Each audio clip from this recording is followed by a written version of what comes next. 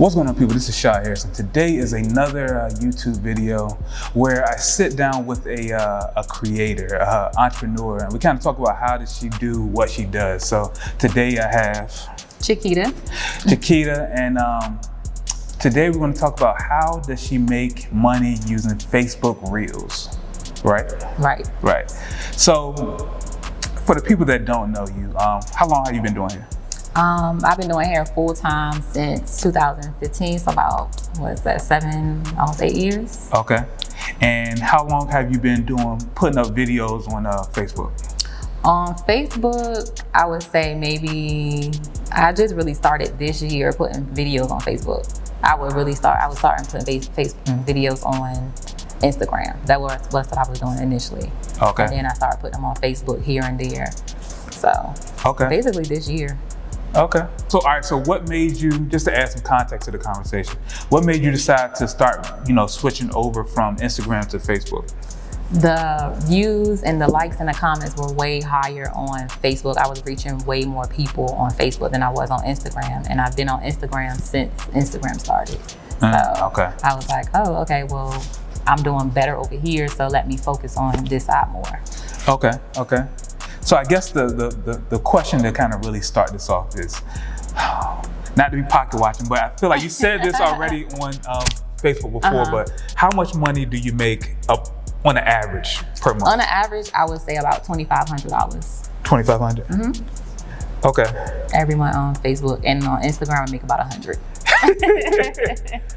I made my couple of $100 on Instagram, felt like I was doing something, so I definitely need to switch over. Okay, so and how often do you post? Usually it's between, I try to post every day. If I don't post every day, I'll try to at least every other day. And that's not one post per day. It's maybe 3 posts per day. Oh, 3 posts per day? Yeah, that's not confusing. But yeah, like 3 posts per day. But I may skip a day and then I'll post 3 posts the next day. So yes. All right, so what is your process when you're like coming up with these videos?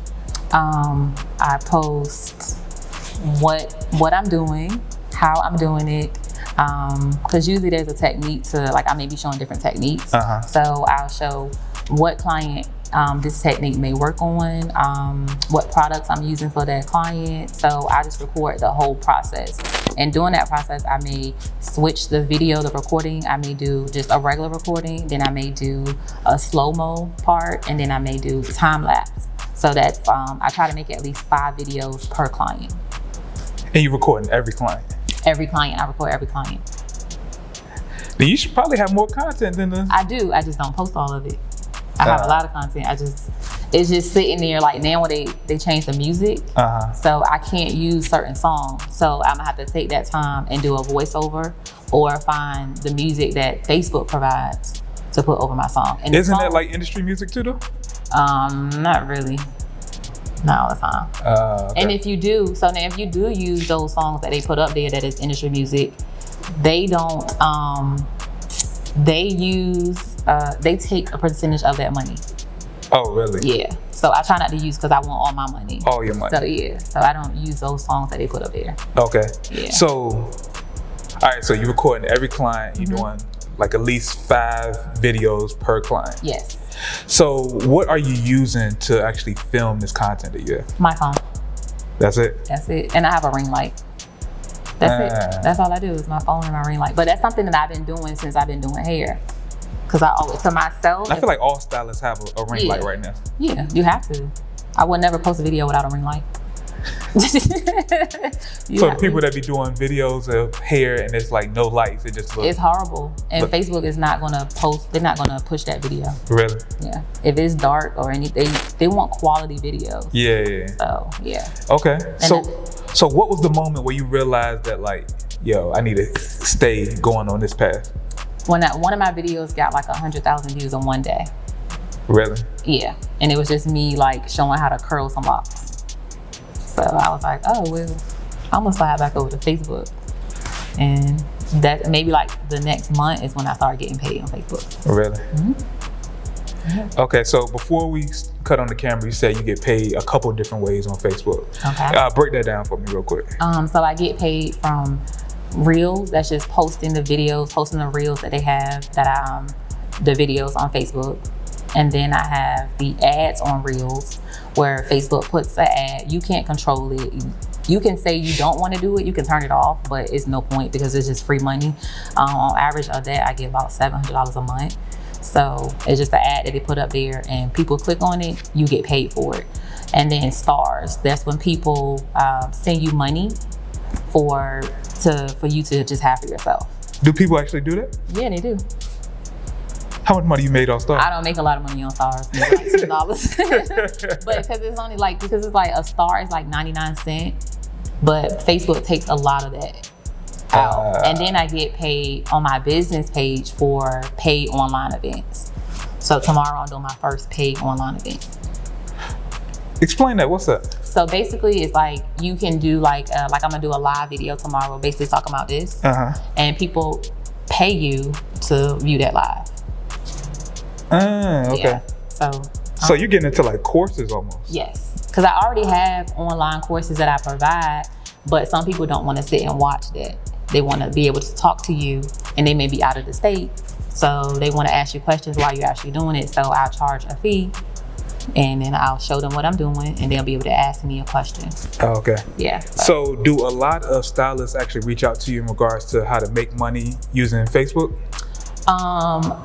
Not really. I'd say once I started posting how much money I was making, then yes. Yeah. People, like you said, people want to see it first. And, because you can talk about it and people are like, oh, okay, whatever. Okay. So yeah, I was thinking about posting like a check or something just so people can really believe it, but I'm like, I ain't that serious. So, because you never know who's watching, but yeah. Okay. I have people signed up for my class tomorrow. So, okay. All right, so just a couple more questions before we wrap this up. So you do put out a lot of videos. How do you know if a video is gonna go off?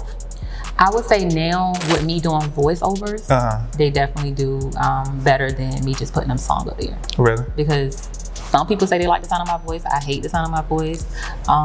But I explain everything that I'm doing in the video, and people just want to know what's going on. All right, so when you say you're doing voiceovers, are you like breaking down the process of whatever you're doing? Yeah.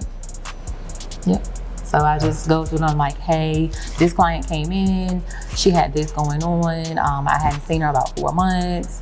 We washed her, we used this shampoo, and then we did this, had her on the dryer, did that. So each step I record it and I put it in the video and I do a voiceover over it. Okay, so like I said, right before this, I was going through your video, see, what you was doing pretty much. So I see that a lot of your videos are just like one camera angle of one thing. So do you ever like take, one client and I guess you do different angles and put that all together into like one video, or do you just kind of keep it? Sometimes, a lot of clients don't want their face to be shown because, and a lot of my clients know that my posts are going to be seen by a lot of people, so they don't want their face on camera, which is fine. And then I do a lot of lock extensions, and people don't want people to know they have weave in their hair. So they don't want their face seen. They want to say, this is all my hair. So if I show their face, they'll know that it's not all their hair. So I'm okay with it. Okay. Yeah. So it's really just one shot, one angle that you're doing? Yeah, because I ain't as good as you, so I just do what I do. I mean, anybody can do that right now? Yeah, it's really just that basic. It's not anything like, you don't have to be any sophisticated photographer or videographer for that. Okay. Okay. And last question, for anybody that wants to get into this, what are some, I guess, tips and tricks of, creating videos, anything like that you've probably, learned just from putting up a whole bunch of videos? I would say stick to one thing that you're doing.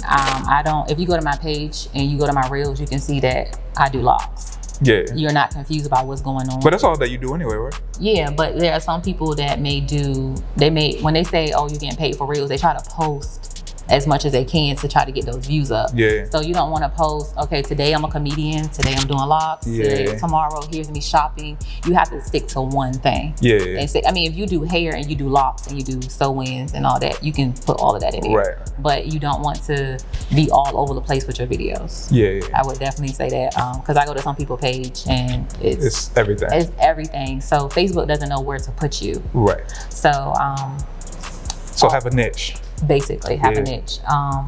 And what else?